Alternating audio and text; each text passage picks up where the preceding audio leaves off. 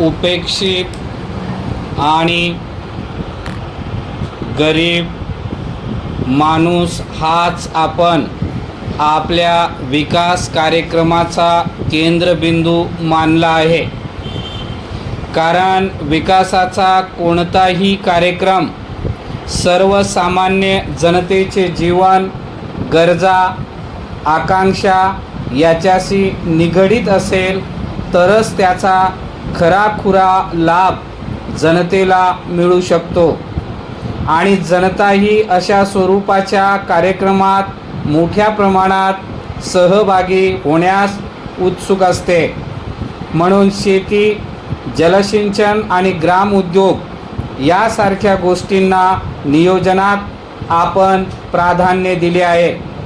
ग्रामीण भागातील सर्व नैसर्गिक साधनसंपत्तीचा योग्य व पुरेपूर उपयोग करून या भागाची उत्पादन क्षमता वाढवणे ही आजची महत्त्वाची गरज लक्षात घेऊन आर्थिक व सामाजिक विकासाच्या बाबतीत शासन सर्व प्रकारे प्रयत्न करीत आहे.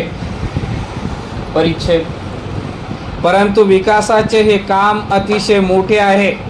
शासनाच्या प्रयत्नाबरोबरच स्वयंसेवी संस्थांनी त्यात अधिकाधिक भाग घेतल्याशिवाय या कार्यक्रमाला आवश्यक ती गती येणार नाही. त्याकरिता सध्या अस्तित्वात असणाऱ्या या क्षेत्रातील स्वयंसेवी संस्था अधिक बळकट करण्याची आणि ज्या ठिकाणी अशा संस्था नसतील तेथे स्थानिक लोकांच्या स्वयंसेवी संस्था निर्माण करण्याची नितांत आवश्यकता आहे.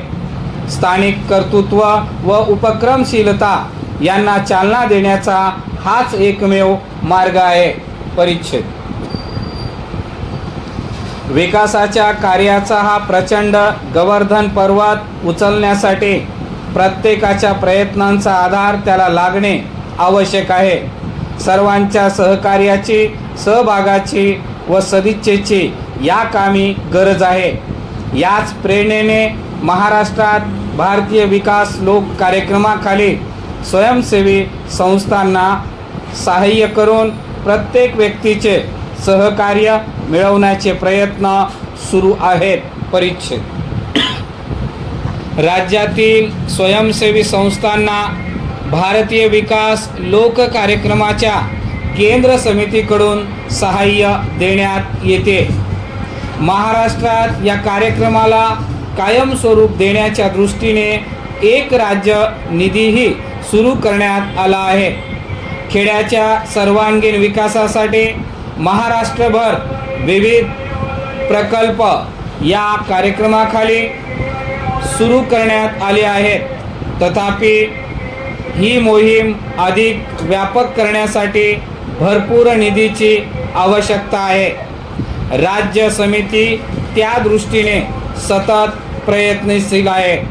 निधी मिळवण्यासाठी या समितीतर्फे विविध सांस्कृतिक कार्यक्रम आयोजित करण्यात येतात. शिवाय प्रत्येक व्यक्तीला आपलाही हातभार लागल्याचे समाधान मिळावे याकरिता रुपया निधी देखील सुरू करण्यात आला आहे. प्रत्येक व्यक्तीने ग्रामविकास कार्यासाठी आपल्या उत्पन्नातील किमान 1 रुपया वर्षाकाठी दिला तरी महाराष्ट्रात कोट्यावधी रुपये सहज जमतील असा मला विश्वास आहे.